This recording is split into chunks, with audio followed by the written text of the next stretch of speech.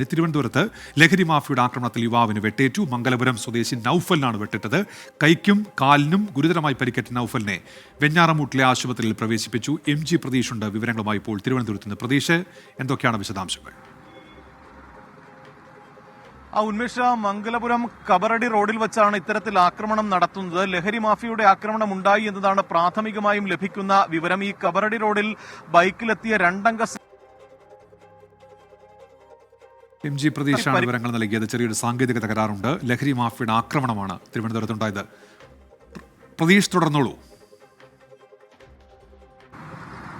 ഉന്മേഷ, ബൈക്കിലെത്തിയ രണ്ടംഗ സംഘമാണ് ആക്രമണം നടത്തിയത്. കബറടി റോഡിൽ വെച്ച നൌഫലിനെതിരെ ബൈക്കിലെത്തിയ രണ്ടംഗ സംഘം ആക്രമണം നടത്തുകയായിരുന്നു. ഇവരെ കണ്ട് ഭയന്ന് ആദ്യം ഒരു കടയിലേക്കാണ് ഈ നൌഫൽ ഓടിക്കയറിയത്. പിന്തുടർന്നെത്തിയ രണ്ടംഗ സംഘം തുടരെ വെട്ടി പരിക്കേൽപ്പിക്കുകയായിരുന്നു. നിലവിൽ കാലിനും കൈക്കുമാണ് ഗുരുതരമായി പരിക്കേറ്റിട്ടുള്ളത്. നിലവിൽ വെഞ്ഞാറമൂട്ടിലെ ഒരു സ്വകാര്യ ആശുപത്രിയിൽ പ്രവേശിപ്പിച്ചിട്ടുണ്ട്. ഈ ആക്രമണം നടത്തിയവരെ കുറിച്ചുള്ള വിവരങ്ങളും നിലവിൽ പോലീസിന് ലഭിച്ചിട്ടുണ്ട്. കാപ്പ കേസ് പ്രതികളായ ഷഹീൻ, കുട്ടൻ, അഷ്റഫ് എന്നിവർ ചേർന്നാണ്.